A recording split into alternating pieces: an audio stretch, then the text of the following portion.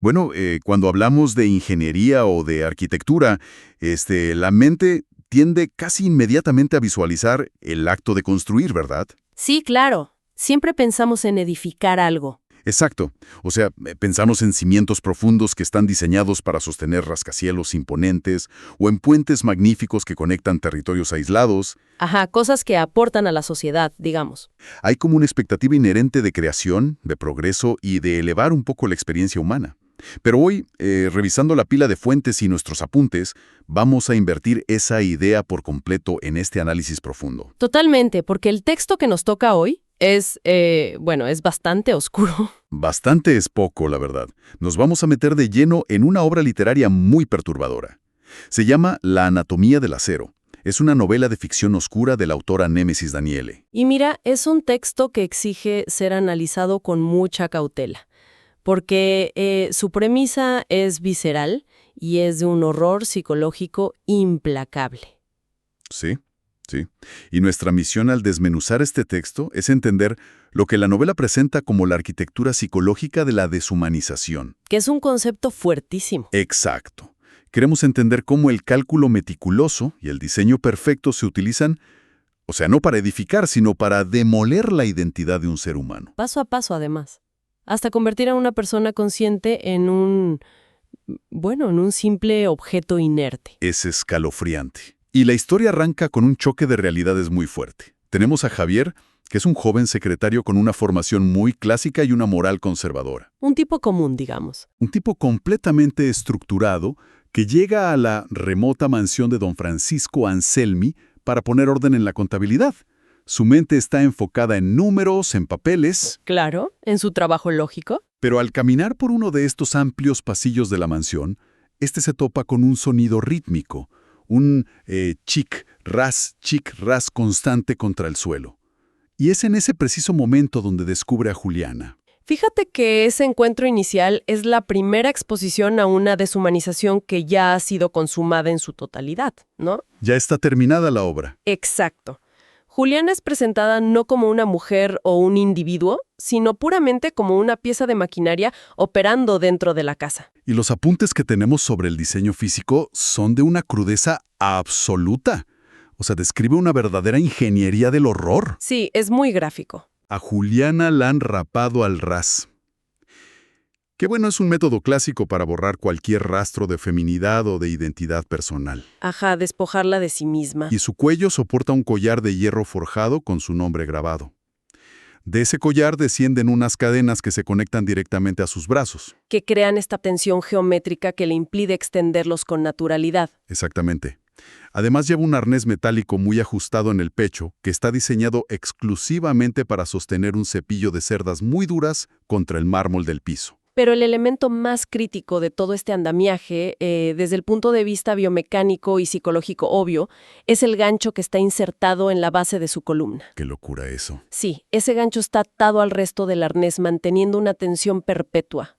La función de ese mecanismo es obligarla a permanecer en una postura de gateo. O sea, no se puede levantar. Para nada. Si ella intenta erguirse, si intenta hacer el movimiento más básico de un ser humano, que es ponerse de pie, el hierro literalmente la desgarra. ¡Wow! Y ojo, no es un castigo que se imparte en momentos específicos por portarse mal. Es una restricción física constante que dicta absolutamente cada segundo de su existencia. Y la justificación que da este personaje, don Francisco Anselmi, es lo que de verdad hiela la sangre. Porque Xavier está completamente horrorizado por lo que está viendo, obvio, y le pregunta por qué la mantiene bajo esas condiciones. Y Anselmi no le responde gritando ni nada de eso. Cero. No hay un sadismo descontrolado ni pasional en su respuesta. Viene desde una frialdad puramente industrial. Como si hablara de una licuadora. ¿Literal? Argumenta que si a un ser humano se le permite estar erguido, inevitablemente empieza a creer que tiene alma. ¡Qué frase tan brutal! En el ecosistema que Anselmi ha construido, Juliana carece de alma. Se le ha asignado una función y punto. Y esa filosofía es fundamental para entender la destrucción de la mente en esta novela, porque la postura erguida es, digamos, la base evolutiva de la perspectiva humana frente al mundo. Claro, mirar de frente. Exacto. Al estar de pie y mirar al horizonte, el cerebro procesa la capacidad de desear, de planear, de proyectar un futuro. Tiene sentido. Pero al obligar a la anatomía a mirar perpetuamente el suelo a un par de centímetros del rostro, se elimina el horizonte por completo. Se recorta su mundo a un espacio microscópico. Sí, y en la lógica retorcida de Anselmi, el dolor provocado por las cadenas y el gancho no es una penalización emocional. El dolor constante se administra como mantenimiento y calibración de la herramienta. Para asegurar que no olvide su función mecánica. Exactamente. Hay una escena que ilustra perfectamente esta famosa recalibración. Anselmi inspecciona el mármol y descubre una mancha minúscula de polvo. Y procediendo con esa misma frialdad clínica, azota a Juliana. Sí, es durísimo de leer. Pero el detalle que rompe con cualquier esquema lógico normal para quienes leen esto, viene inmediatamente después. Una vez que el castigo termina, Juliana busca desesperadamente la mano del hombre que le acaba de azotar y se la besa. Ajá, buscando aprobación. Está buscando activamente la seguridad en la sumisión frente a su agresor. Yo, como lector, me quedé asombrado. Claro, pero desde el análisis psicológico ese comportamiento es la manifestación de un trauma complejo. Es una adaptación extrema a la disonancia cognitiva. A ver, explícanos un poco más eso. O sea, cuando un individuo es sometido a un dolor ineludible en un entorno donde no hay posibilidad de huida, la psique humana se fractura inevitablemente y se adapta para asegurar la supervivencia del organismo. Porque si no se adapta, ¿qué pasa? Si el sistema nervioso registrara ese abuso constante como una injusticia contra la cual debe rebelarse todos los días, la persona moriría de agotamiento físico y mental en cuestión de semanas. El cuerpo no aguanta ese nivel de estrés. Imposible. Entonces, para sobrevivir a esa disonancia, la mente reescribe su propia realidad.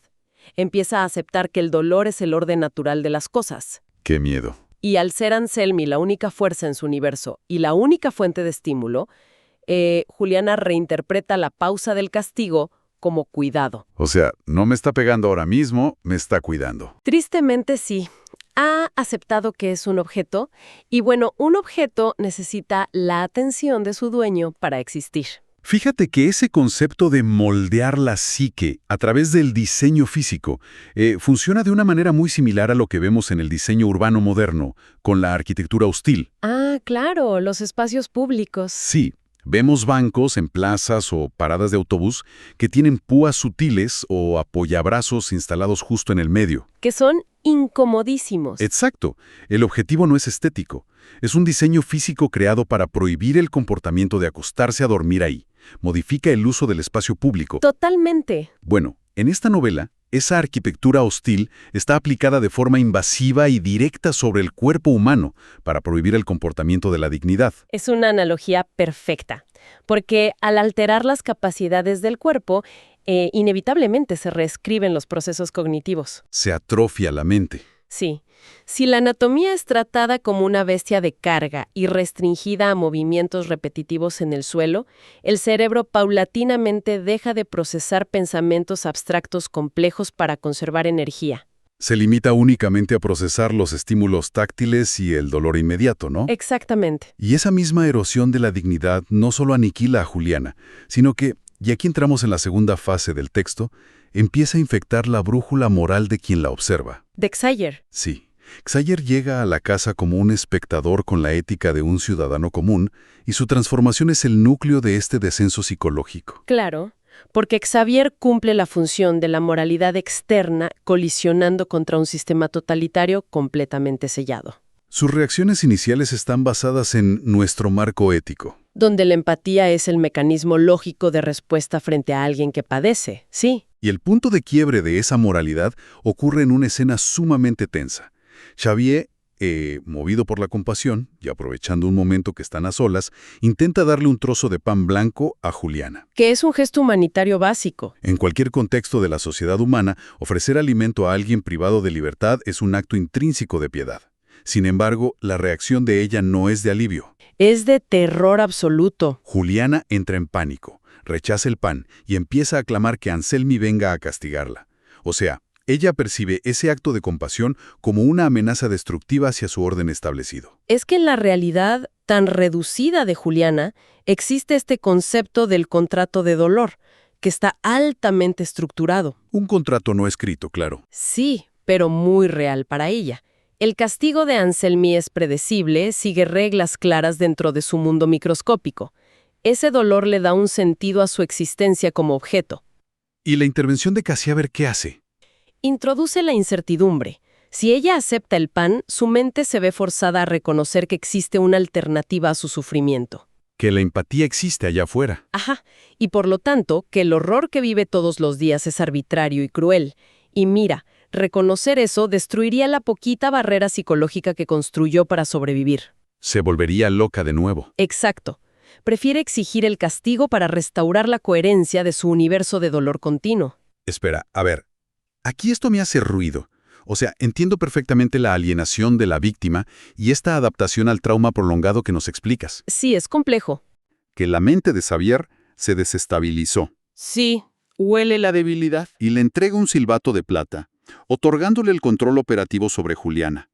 Y Xavier no solo acepta esto, sino que instaura lo que en el libro se llama el reloj de carne. Una atrocidad. La obliga a golpear el cepillo contra el suelo exactamente una vez por segundo, castigándola físicamente si falla en la métrica. Sí, es brutal. Mi pregunta es, ¿cómo pasas de ser un secretario que intenta regalar un pedazo de pan a un sádico calculador literalmente de la noche a la mañana? Me parece un salto narrativo demasiado extremo. Mira, entiendo tu punto, y sí es un salto muy precipitado, pero la novela lo utiliza para ilustrar algo muy específico: el rápido colapso del marco moral cuando éste se vuelve inútil. ¿Inútil en qué sentido? Cuando Xavier fracasa con el pan, sufre una disonancia brutal.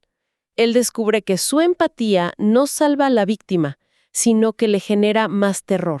Le hace daño queriendo hacer el bien. Exacto. El texto sugiere que la brújula moral y la libertad de elegir son en realidad cargas neurológicas inmensas para el ser humano. Pesan mucho. Pesan muchísimo.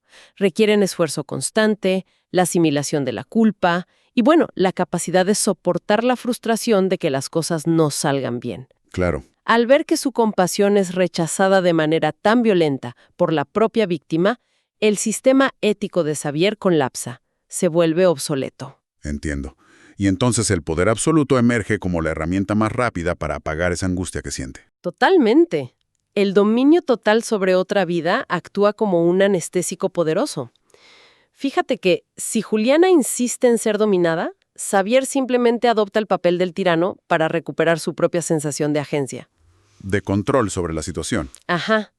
Al reducirla a un metrónomo biológico, a un reloj que solo debe marcar segundos, él en realidad se está deshumanizando a sí mismo. Se vuelve una máquina también. Sí, ya no tiene que lidiar con la empatía ni con el dolor ajeno. Su única exigencia cognitiva ahora es medir el tiempo.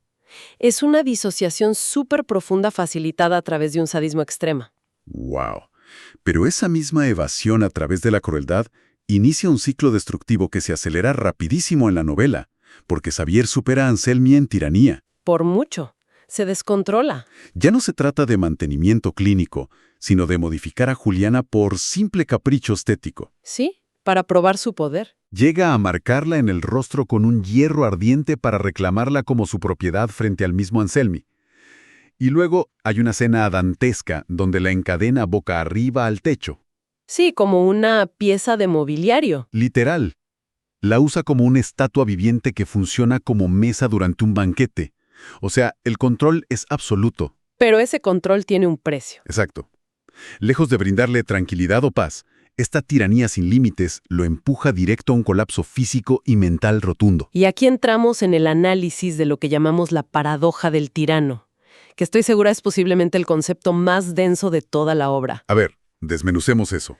Ejercer el poder absoluto y mantener la tiranía en ese nivel requiere una inversión de energía inagotable por parte del cerebro. Me imagino. Xavier ha asumido la carga de controlar cada aspecto de otra existencia, desde sus movimientos hasta su respiración.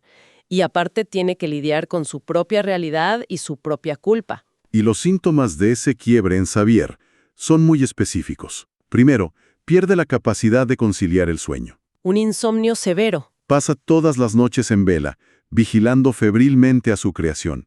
y de un momento a otro sufre lo que el texto denomina la abolición de la palabra. Que es fascinante desde la neuropsicología. Él intenta abrir los libros de contabilidad que antes solía dominar sin problema, pero de repente las letras y los números le parecen trazos incomprensibles. Son solo dibujos para él.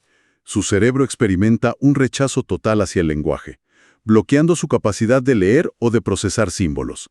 ¿Por qué pasa esto? Porque el lenguaje articulado y la lectura son las herramientas principales del pensamiento abstracto, del libre albedrío y de la evaluación moral. Las bases de la conciencia humana. Exacto. Al rechazar el procesamiento del lenguaje, la mente de Xavier en realidad está cortando los cables del pensamiento humano para evitar la sobrecarga del sistema. Como un cortocircuito. Es una falla sistémica provocada por la tremenda responsabilidad de ser una especie de deidad cruel en ese pequeño microcosmos. La libertad absoluta, al no tener restricciones éticas de la sociedad, lo ha fundido por completo. Es como, visualicemos el concepto moderno que tenemos hoy de el burnout o la fatiga de decisión. Sí, pero llevado a un extremo psicótico. Exacto. Es como una persona cargando una mochila con piedras o una estructura de metal cada vez más pesada sobre su espalda. La responsabilidad de dictar el sufrimiento. El mantenimiento del terror diario y toda esa culpa reprimida. Y llega un instante en que la fatiga neurológica es tan insoportable que la mente prefiere apagar todas las funciones superiores antes de seguir sosteniendo ese peso. Es un instinto de supervivencia al final. Y Xavier empieza a observar a Juliana y, en el colmo de la ironía, envidia su situación. La envidia. Porque el mundo de ella carece de la carga de tomar decisiones. Es que frente al terror de sostener esa libertad tan opresiva, la servidumbre y la sumisión total se presentan de pronto como un escape súper seductor para él.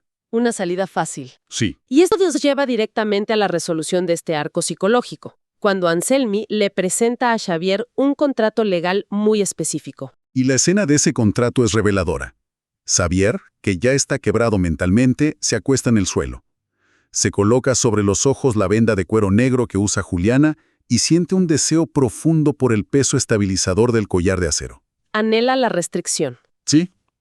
En ese estado, Anselmi le ofrece un documento de manumisión inversa. Que es un concepto legal muy obscuro. Para aclarar el término a quienes nos escuchan, si la manumisión histórica era el acto formal de liberar a un esclavo, otorgándole derechos civiles, no. Sí, hacerlo un ciudadano libre. Una manumisión inversa es un contrato vinculante donde el individuo renuncia de manera irrevocable y voluntaria a su condición de hombre libre. Entregando su voluntad completamente al dominio de otro. Y Xavier decide firmar ese documento. Lo firma sin dudarlo. Y el aspecto psicológico crucial aquí es que la firma no es producto de una amenaza física inminente. Como decías, Anselmi no lo está obligando a punta de pistola. Nadie lo está amenazando de muerte. Para nada. Xavier firma ese contrato persiguiendo activamente el alivio. Ceder su autonomía y cancelar su responsabilidad individual se convierte en el único antídoto que su mente encuentra para tratar la tremenda angustia de gobernarse a sí mismo. Y con esta rendición total de la psique, el entorno exterior debe modificarse rápidamente para asimilar esa nueva realidad interna. El cuerpo debe reflejar la mente. Exacto. El diseño debe completarse materialmente. Y la transformación física de Xavier es un proceso de degradación súper metódico. Es la asimilación definitiva, digamos. El chasis biológico es desmantelado para reflejar la erradicación del individuo. Y las descripciones en el libro vuelven a ser implacables. A Xavier la rapan la cabeza por completo. Le aplican un hierro al rojo vivo en el hombro grabándole las iniciales FA, el sello de propiedad de Francisco Anselmi. Lo marcan como ganado. Literalmente. Le ajustan al cuello su propio collar de acero ancho con la palabra Xavier tallada profundamente. Le instalan exactamente el mismo arnés, el sistema de cadenas cruzadas y el terrible gancho espinal que garantiza esta postura de gateo perpetuo de la que hablábamos. Igual que Juliana. Idéntico. Pero la anulación final de Xavier viene por la alteración de sus sentidos. Le imponen unas anteojeras de cuero negro grueso que bloquean por completo su visión periférica. Que eso es clave en el diseño. Sí, reduciendo el tamaño de su mundo a un diminuto cuadrado de baldosas de mármol a escasos centímetros de su rostro. Porque la privación sensorial es la técnica definitiva para asegurar la desconexión del yo. Te aísla del mundo exterior. Totalmente. Al confinar el campo visual, El cerebro pierde de inmediato sus referencias espaciales y temporales con la realidad. No hay horizonte, no hay contexto. ¿Estás en un vacío? Y esto induce rápidamente un estado de trance disociativo profundo. Xavier deja de ser un ser humano interactuando en un entorno arquitectónico. Pasa a ser una pieza aislada que solo percibe la textura del suelo. Y la caída de Xavier continúa hasta erradicar los instintos más básicos de la civilización. Se vuelve un animal, casi. Peor, una máquina. Su dieta es reemplazada por una pasta gris metálica que debe lamer directamente del piso. Y el texto se detiene en un detalle devastador sobre la pérdida del pudor y del control de esfínteres. Sí, la pérdida de la vergüenza. Xavier deja de sentir vergüenza al ensuciarse. Esa barrera psicológica fundamental, que es la dignidad ante la mirada ajena, desaparece sin dejar rastro. Ya no le importa que lo vean. Cero. En lugar de perturbación, utiliza el cepillo atado a su pecho y una barra de cera para fregar el mármol, integrando la limpieza de su propia inmundicia a la rutina mecánica de la mansión. Es que la desaparición total de la vergüenza desde nuestra perspectiva confirma que la transición de humano a herramienta inerte es un éxito. Se completó el diseño. Claro, porque la vergüenza requiere autoconciencia, requiere entender que se es un individuo interactuando dentro de una jerarquía social. Al borrar esa autoconciencia, Anselmi alcanza lo que él considera el triunfo de su ingeniería. Su obra maestra macabra.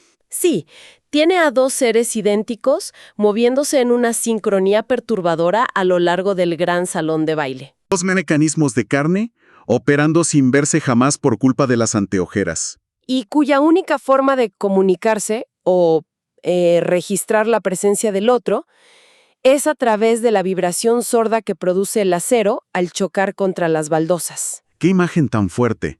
El lenguaje articulado ha sido reemplazado por completo por el siseo constante de los cepillos en el suelo. Sí, fíjate que hay una línea en los apuntes del análisis que sintetiza todo este proceso con una exactitud aterradora. Dice, porque donde termina el hombre, comienza el diseño. ¡Wow! Ahora, hay un concepto en la resolución de esta narrativa que yo siento que exige un escrutinio profundo de nuestra parte. A ver, dinos. El texto indica que, tras toda esta degradación asfixiante, Xavier encuentra finalmente la paz, que alcanza un estado de calma absoluta al ser reducido a un objeto. Sí, menciona esa supuesta paz. Pero a ver, si analizamos esto desde las herramientas de la psicología clínica y el comportamiento humano que manejas, digo, ¿es válido llamar a eso paz? ¿O estamos documentando la aniquilación clínica de la conciencia forzada a través del trauma continuo y la privación de sentidos? Es una excelente pregunta y es vital establecer esa diferencia para nuestra audiencia. En términos clínicos y psiquiátricos, lo que experimenta Xavier no tiene absolutamente ninguna relación con la paz emocional o el bienestar. No es que esté zen. No, para nada. Es un estado de disociación severa producto del colapso total del ego. Un mecanismo de defensa. El último mecanismo. Cuando el sistema nervioso de un individuo se enfrenta a una amenaza ineludible constante y su entorno le arrebata sistemáticamente cualquier posibilidad de defenderse o de decidir algo, el cerebro implementa esto, se apaga a sí mismo, para detener la sobrecarga de sufrimiento. Es como una desconexión total de los circuitos neurológicos que procesan la angustia y la identidad. Exactamente. La paz que se narra en el texto es, digamos, análoga a la quietud de una piedra o a la inactividad de un martillo guardado en un cajón. Claro, no sufre porque no siente. Eso es. ¿La estructura biológica, el hombre llamado Xavier, sobrevive a nivel celular? No. El corazón late, los pulmones se expanden, pero la entidad capaz de razonar, de recordar y sentir, ha dejado de existir por completo. Ha muerto en vida. El mecanismo de cadenas y tensión ha reemplazado al sistema nervioso como el único regulador de su nueva realidad. Increíble.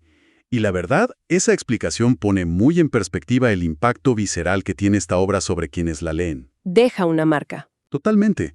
La perturbación real no proviene del gore o del sufrimiento físico detallado que tiene el libro. Proviene de que apunta directamente a una vulnerabilidad humana que constantemente tratamos de ignorar en el día a día. A lo frágiles que somos. Exacto. Evidencia la extrema fragilidad de nuestra propia identidad.